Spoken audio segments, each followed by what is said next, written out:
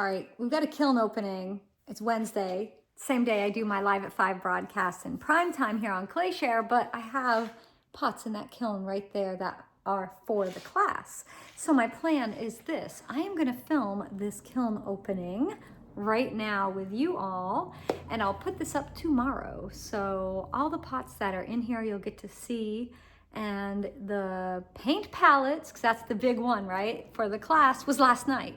Or if you're watching this a year from now, it was last year, but you can still go watch it on ClayShare.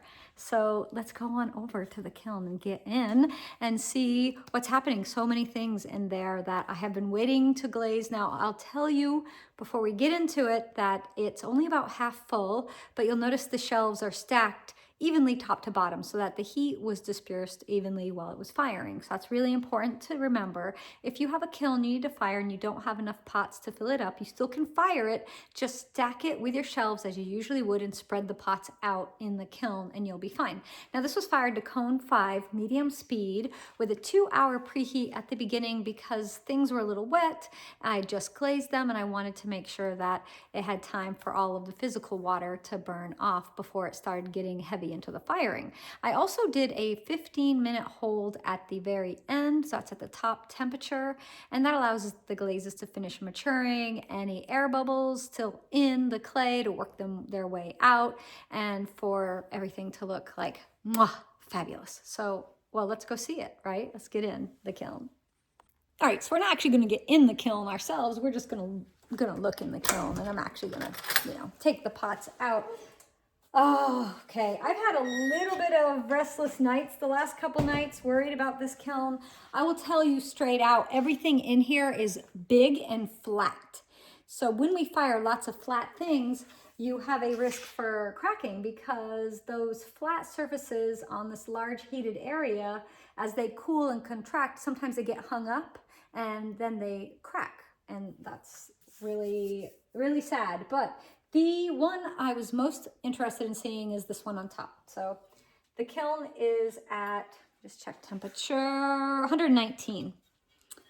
Oh, look at this little Otter paint palette that I made. So here's the back, and you can still see some of the alumina hydrate on it. I just wiped that off with a damp sponge. And the secret to this is the alumina hydrate works as like teeny tiny ball bearings and allows the clay to move as it expands and contracts so it doesn't get hung up on my kiln shelf. And this is what we're making in tonight's class, these fabulous paint palettes. And I'll be teaching how to sculpt the little otter. Actually, we already taught it, so go watch it. Go watch it. It's already there. Oh my gosh, I'm in love with this. I want to keep this one, but I might give it to my daughter. Her birthday is next week. So we'll see. We'll see how that works out for me. So that is the large traditional paint palette size, just so you know if you watched the class and you wanted to see and you're going through this. Actually, I should talk about the glazes, right? That's what this is all about. Well, the clay is Laguna B-Mix 5. But I wanted it to be speckled, and as you know, B-Mix 5 is not a speckled clay, but I used the Mayco Speckled Buff engobe, 2 coats of that applied to the surface, let it dry, and then I went in with Colors for Earth color concentrates. You, of course, could use underglazes, and I painted in the little otter. I think I could have done a 3rd coat on the otter, but I'm leaving him be. He's done. I don't want to fire this again. And I use the color concentrates to paint the little flowers and the dots. And then I put a clear glaze on the entire thing, and that's what gives it the gloss. I use the 2167 clear, which is the one I make here in the studio. It's Val Cushing's recipe. It's a great gloss glaze. I love it because it doesn't go foggy, which some of them do, and it's zinc free. So this is a huge win. I don't know if you'll hear it in the background today, but it's it must be drill weekend for the Guard, for the Air National Guard that drills up north of us, and so the jets are flying today. So you might hear the sound of jets. So this is a plate I made. We did these in a recent class where we took our slab plates and we folded the edge up, right? And so we made these really fun deep dish plates. This one, I used some of these fabulous tarot card underglaze transfers from Sanbao Studios.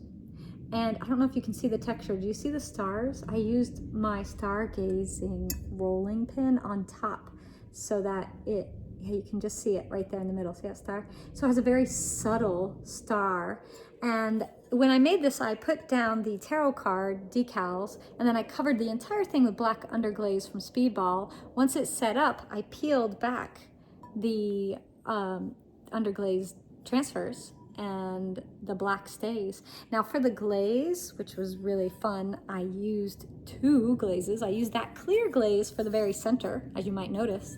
And then on the edge here, on the outside and on the inside, I used Speedball's brand new Blue Flame. I think that's the name of it. Let me grab it. Actually, I have it right here. I want to make sure I say the right name.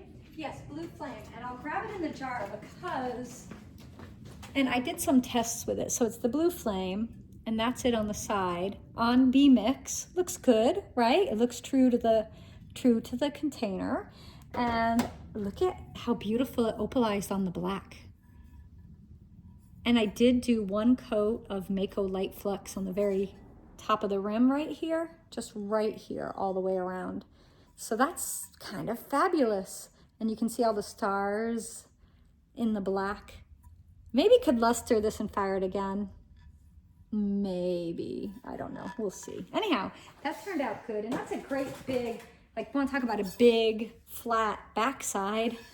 That's what we got right here. And again, alumina hydrate on it, and I'll just wipe that off and it'll be fine with a damp sponge and everything. Don't brush it off though, because you don't want to get any of that in the air. Like, this shelf has alumina hydrate on it. See all the white dust? I will set this on something horizontally so it doesn't get, doesn't fall off and end up all over my floor. Right now I'm just gonna sit it on this kiln that's next to me, but normally I would put it over on, I have some glaze buckets where I like to set things that is under a big table. I have to come up with a permanent solution. Send me your ideas, folks. How should I store my shelves so they can stay horizontal? All right, let's just take this shelf off too. And another one we want to keep horizontal. So I'm just gonna sit it over here off to the side on my baby kiln. Do you guys want to see what I'm doing here? I'll rotate that. Do you see the shelves are on that little kiln? I just set them there for now. They won't stay, but they're there for right now, just to keep them out of mischief. Oh yeah, these 2 I made at the same time using 2 different techniques, and I used underglaze decals from Sanbao, and I believe those sunflowers on this one, I'm going to show you in a second. Maybe they were Sanbao, but they might have been from Plum Island Transfer, Ceramica Transfer, I can't remember. Let's start with this one. So this is kind of an interesting one. The blueberries, as I mentioned, came from Sanbao Studios, and I put the blueberry underglaze decal on. I think I did these during ClayShare Con. You can go back and check that out and watch that video. I put the underglaze decal on the clay, transferred it, peeled it off, and then took the slab, cut the shape out, draped it over the GR pottery form. You can see that shape. This is my ruffled square rim template on a spherical square GR pottery form. The clay is Laguna B-Mix 5. I gotta wipe the back. It's a little messy, but that's all right. And then I did an extra bonus. I did these sunflowers. So I went ahead and used some Speedball light blue underglaze, and I put that down, and then this sunflower. I don't know how I feel about the light blue streaky, but because I did that, I wanted the sides to be blue, and that is the Dragon's Eye glaze from Speedball, and the drippy white is Light Flux from Mayco. 2 coats of the Dragon's Eye glaze, the clear on the front. So is that confusing? There's a lot happening, right? It was made with 2 underglaze decals with underglaze on it as well when it was made. It was then shaped and bisque fired, and then when I glazed it, I put clear glaze here in the center. You can see the clear glaze. And then the rim, the very top, I did a little band of that dragon's eye. I did the sides with the dragon's eye. And then I went ahead, 2 coats, remember, and then I went ahead and did 1 coat of the light flux. And you can see how the light flux melted and ran. I actually think it works, get that glare to go away. I think it works really, really well, that glaze with the light blue underglaze from Speedball. I think it is their sky blue, is the light blue. And I'm not unhappy with it. So I put the blue down first, and then I put the sunflowers down, and then I put the blueberries on top. There was a lot happening. Again, alumina hydrate on the back, so I'll have to wipe that clean in a minute. Just gonna sit it over here on a work table. Here's one a little simpler that I made. Oh, a little drippy drippy. Watch out, that light flux is no joke. It likes to drip. So I'll grind this down and it'll be fine. But this is why we use kiln wash on the shelves, right? So basically the same thing. I used that blueberry underglaze decal from Sanbao. And then I made the plate, and then after bisque firing, clear glaze on the entire thing, on the inside, I should say. And then dragon's eye on the outside. Oh, no, don't do that. Don't do that. And then light flux. I think it looks great. I just got to fix this. I got to grind that right there. It happens. It happens. The shelf itself, when I lift it out, I'll show you. It has, is that from this? No, I don't think it left anything behind on the shelf, but I'll show you the shelf when I take it out. You'll notice there's like 1 pot per shelf, right? I told you, this is like, I really didn't have a lot. This wasn't the one it was on, so I'm gonna sit this off to the side. I'm actually sitting this on my other kiln that's off to the side. What do you do with your kilns when you're not firing them? Well, when I'm not firing them, they are storage for kiln shelves, apparently. No, it's all good. Let me show you this shelf. I was gonna wait, but let's do that now. All right. So you can see on the shelf, there's a little, let me get this so I can, a little bit here. That might be it. That might be a little bit of glaze. I'll just grind that down. I have a fabulous thing to grind it with, but I'm not gonna grind now because I'm not wearing my protective gear. And I don't like to do this inside the studio, but I got this glaze eraser. It's like a, I got it from the folks that sell Advancer kiln shelves. And it's like grind, grind, grind, grind, right? I did a video at Enseco with one of these. So sparkly. Of course, if you don't have one of those, just go out to your local hardware store or home supply store, and in the masonry department, you have these things right here, and they're called rub bricks, R-U-B-B-R-I-C-K, rub brick. And you can tell, look how much I've used this one. This is a new one. This one I've had for almost 20 years, so you won't find this one anymore. This handle's much more ergonomic, but I've used this one a lot. This one's its replacement, but yet I still use this one. So you can use these to grind your shelves as well. And I do have videos on grinding your shelves, both using like a rub brick and angle grinder. If things get really bad and you really have to grind, you might want an angle grinder to get in there and clean it up. It's not fun, but it's part of the process, right? When you make pots, glazes sometimes they run and drip and you have to clean them up. So let's put this shelf down. Let me set that over there. And we'll go down to the next level. I'm just being very quiet to make sure nothing cracked. No. Well, yeah, actually I am. Okay, I wasn't sure how this would come out. Cute little birdhouse underglaze decal. I believe this one's from Sanbao Studios. I have so many decals from them, Sanbao Studio, Ceramica Transfer, Plum Island Transfers, that it's hard to keep track of them all, but this little birdhouse one is very sweet. I did clear glaze on the inside. The Prisma Green is what you're seeing here from Speedball. And then Mayco Light Flux, and look at how much the light flux made it run. It ran a lot. Kind of not sure if I like how it ran onto these little birdhouses, but maybe. Sometimes you have to live with a piece for a little while before you can decide. And then there's the back of it. And again, that's Laguna B Mix 5.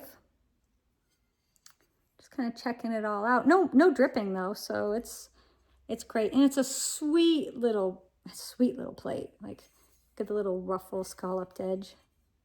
This is great. I made it with the GR Pottery Forum Wallies and then my ruffled rectangle rim template. So it's really nice. You could do bakeware if you used a different clay. Something with grog or sand in it, ideally like Laguna 60 or 90. Both those clays are good for bakeware. All right, let's grab out these posts. And then I'm gonna lift this shelf up. And again, you want to sit it somewhere so it's horizontal, so I don't dump all that alumina hydrate. Now, you could, every time you fire, brush it off into a container, but that's a lot of work. I just store mine so that they're horizontal, and that's, you know, easy peasy. All right, I know what this is. This mushroom underglaze transfer you can get from Sanbao Studio. And I know because I designed it. So this is my drawing. I work with Sanbao and make underglaze. Well, they sell them, but I send them the artwork. I actually have one I'm about to send them. That'll be really fun. It'll come out a few months from now. So this is just the blue mushrooms. I applied it when it was just a slab, made the dish. This is one of my little pressed plates that we make all the time, super easy. And then once it was done, I used the royal blue underglaze from Speedball to do the rim, just to finish it. So it just wasn't white on the rim. And then the clear glaze here is that VC 2167. So you can see the beautiful gloss, but nice finish, no bubbles. I will tell you, when you use cobalt blue or dark blue transfers, sometimes you get a little melting, especially on the vertical surfaces. Now this is a flat piece, so it's horizontal, but in here, right here, where the glaze is a little thick, it might go a little soft looking. And that's because the cobalt in the actual underglaze decal is starting to flux and melt. And that's fine, that's just part of the process. And you know, you just go with it. It's all good. It's not a problem. So here's a plate I did, and I did two versions of this. I did a small and a large, and this is a Sgraffito plate that I did a demo at Enseca for Speedball. And then this is the one that we did here at ClayShare. I did a demo for everybody, and I have a bigger one closer to the bottom. So this looks good, but it needs one more thing. It needs mother of pearl luster. And normally when I do this kind of Sgraffito, I will do it with a dark color on a light background, and I used some lighter, brighter colors on a light background, which it looks great.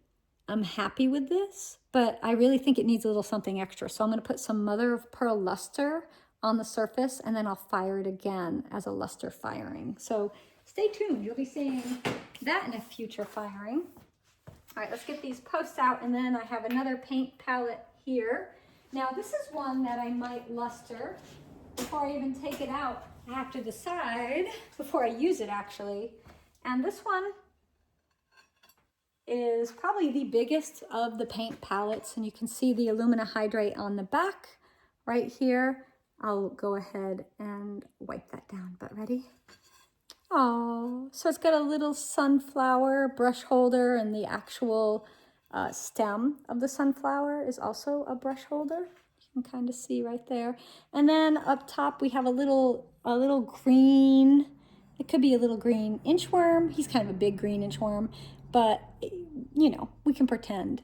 Or a little green garden snake, a friendly snake, and this little blue bird's like, hey, where are you going? So this is also a brush holder, so that's why these are here, brush holders, but I made them a little more decorative. And then the clay again is that Laguna B Mix 5 that has no speckles, but I went ahead and used the engobe. I just did one coat of the engobe, the Mayco Speckled Buff engobe. I wanted to see if you could really see the specks, and you do, barely. They're not really strong, but they're there. So one coat will get you some specks. And then I used some colors for earth color concentrates to color in some of the flowers. I did put texture on this. I don't know if you can quite see it. It's very subtle, little cottage flowers on there. But I left the areas that are gonna have the paint without any texture and without any color, because I want to be able to see the colors that are being mixed. I don't want to have to worry about the color of the glaze interfering. So this is the big vintage frame. This is based on a vintage frame that I have. And Debbie from Dayla Design Gifts now makes a cutter. In the class, you get a downloadable version, the smaller one of this and the traditional palette. But isn't this fun? And I might luster this and fire it again. I don't know. It is very childlike in the way that I did it. And I like that for this. But you might not want it to be that way. And of course, you can make your own any way you want. So let's put this off to the side. The best thing for me that has come out of the kiln, well, there's two, is on the top. Like it was those two top shelves. All right, so I am going to lift up my full shelf that's in here. And I always check my posts. Oh, did you hear it? This one has stuck. Sometimes they stick. And so I just make sure they've, okay, it's all released. If I just grab that shelf up without checking, that post could be stuck to the bottom and then it could drop off and land on the pots below and break them. And that would be very sad. All right, so this one's coming out. See, there's nothing stuck on the bottom. There is alumina hydrate on the shelf, so I am gonna sit it off here.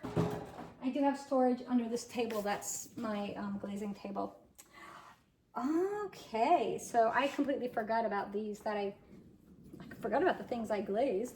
Go figure. So we did printing on clay a little while ago, and we were using stamps and stencils and the ceramic inks from Mayco. And this is what I did. That says grateful. And this one's gonna get more stuff done to it. It's gonna get some lusters and other things put on it, but there you go. Now you can see it a little better, but this is a soldier stencil that I made. Has a soldier standing here amongst the flowers. And then these are some stamps I've carved with soldiers and with some tanks or, you know, armored vehicles. And then here's a soldier saluting. So this is a kind of a personal thing that I do with another series of work that I create. All right, we're gonna put this off the side. The clay is Laguna B-Mix, and the glaze is that clear. That's it, that's all that's on there. And then I think the last paint palette, although we got another shelf, so don't worry, we're not done. Oh, this one came out so good. Okay, so there's the back, alumina hydrate. This is the smaller vintage frame. The vintage frame comes in two sizes. This is the size you get in the class. Members can download for free the templates to make the smaller vintage frame and the smaller traditional paint palette size, those two. But the larger cutters you get from Debbie, but I used her cutter for this one too. So I went ahead with this and I tried something a little crazy, and it, I think, worked really well for what I wanted. Again, it's that Laguna B-Mix 5. I put 2 coats of the Mayco Speckled Buff engobe onto the front. So you can see the specks, right? And then for the glaze, I used the natural opal from Speedball that just came out. You know, that's their white. And it did this really great thing. I only did 2 coats. I didn't go really, really heavy, but you can see this really nice warmth coming through and you can really see the specks. And then after I did that, I went in with Colors for Earth color concentrates and I hand painted some little flowers in the corners, some little hearts, and then these little blue flowers. And then I did use green here for just a little vine kind of scrolling along. But do you notice how the green went more brown? I love it. I love how it did that. It made this whole piece look very vintage and it's great. Now, it's a paint palette. Will it be hard to see your color? If you are doing true color matching, exactly mixing, like fine painting, watercoloring, and it has to be the exact shade from batch to batch, it could be a little difficult with this. But if you're working in your studio and you're doing some glazing and you've got some Speedball underglaze or color concentrates on here, and you're just mixing it up and using it as a palette to put your materials in, then you are completely fine. I don't think there's going to be any problems at all. I love how it turned out. Just keep in mind that with this glaze from Speedball, it is going to change your greens a little bit. I'm guessing that's because, what do we know? Do you guys know? Tell me, wait a minute so you can yell it out. What is it? It has what in it? That's right, it has zinc in it. Zinc. Zinc is also an opacifier, so a lot of times in white glazes, you'll have zinc, and zinc can change the colors of your underglazes, and that's what happened here. But it's not a bad thing, so I'm happy with this. That is a super cute paint palette. Okay, so we got 3 paint palettes in this kiln. I don't know if there's another one in here. I don't think so. I think the other one I'm glazing in tonight's class, so you will have seen that already. Ooh, did you hear it? It was really, that was really stuck on that post, wasn't it? Let's see. Let me find the other post. So sometimes there's no glaze on the post, and it just, sometimes these stick to the shelf, to the bottom. That one's released. All right, everybody's off, so we're good. Just make sure you release before you lift these big shelves. All right, and be careful. Use good posture when you lift things. I don't want anybody getting hurt. Okay, there's been a lot of big flat things, and that's how we're gonna finish it, was more big flat things. We got 2 more pieces on the bottom. This is the second of those Sgraffito plates. Wow, there's a lot of alumina hydrate on this one. Now this is porcelain. So the clay, you might notice, is a little different looking than the B-Mix clay you've been seeing. And again, these are all Speedball underglazes applied, then carved through when this was leather hard, bisque fired, and then a clear glaze applied, and that's it. That's all that's on here is clear. Nothing else. That's just the porcelain. And I am going to go back and do the mother of pearl luster on both of them. So you can see these 2 plates that I did. Each one's a little different, and I'm probably going to add some gold as well. So you'll have to wait and see, but this is a little bit bigger than this one. They both turned out really nice though. So happy with those. They're really cute, very summery, which is perfect for right now. And then the last piece is also from that class we did using the new ceramic inks from Mayco. And, ooh, oh, there's a bit of glaze on the back. Oh, it didn't want to let go. Right there. You see it right there? This, okay, if I had not put alumina hydrate down, this bit of glaze might have caused this piece to fracture, because that would have held it down and it wouldn't have allowed the piece to move when it needed to, and it would have cracked. But the front is great. This is the blessed one we did, and I used some placemats and stencils and some little wooden stamps that I made. This little sand dollar snowflake is one that I cut out. I drew the sand dollar snowflake, and then I used my laser cutter to actually cut this out of wood, and then I made a stamp so I can press this in the clay. But look how great that is.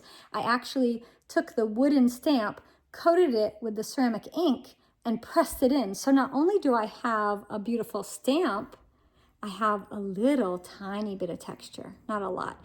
And then the pieces here are more stencils, just layering all the different layers that I got on there. So this is Laguna B-Mix, and we made this together. We did all this cool stenciling and printing on it, and we had it flat as a slab, and then we draped it over the GR pottery form, and I used my handled tray template to make this. And so all of the color work was done while it was a flat slab, and then we just made a tray, and then you let it dry, bisque fire it, and the only thing on here is clear glaze, although this is going to get a little, I think, luster. So this one's wonderful. I love how this one turned out. It's great. That should be like the screenshot for the actual, for this thumbnail, right? This one here. Maybe like that. Maybe that's what I'll do. So happy with how that turned out. So that one's great. Although my favorite piece was the first piece I shared which is this little Otter. This little Otter paint palette. That's the best. I love that little Otter's face so much. So if you haven't watched the class, I hope you watch it, because not only are we making paint palettes in that class, we are going to be sculpting otters. So I will teach you how to sculpt a little otter. You don't have to put him on your paint palette if you don't want to. He's my little brush buddy, can hang out there and hold my brushes. But if you don't want to make otter, you don't have to. Anyhow, there it is. A great kiln opening. Really happy. Yes, you can fire things with big flat backs and not have them crack. You just have to do it the right way and you'll be fine. So thank you everybody for joining me for this kiln opening. I think I'm gonna have to keep this piece. I don't think I can give it up. It's too wonderful. And just gotta say sorry to my daughter, who I was supposed to give it to, because her birthday's next week, which that'll be a whole nother thing. All right, I'm gonna hold this up so you can see it. There it is. Turned out great. Thank you everybody for a fabulous kiln opening. Let me know what you think. What was your favorite piece? Was it this one or another? And remember, many of these pieces were classes on ClayShare, so if you haven't watched them yet, go check them out. There's a lot there for you to learn and keep you inspired, and share what you make with the hashtag #MadeWithClayShare. Bye everybody.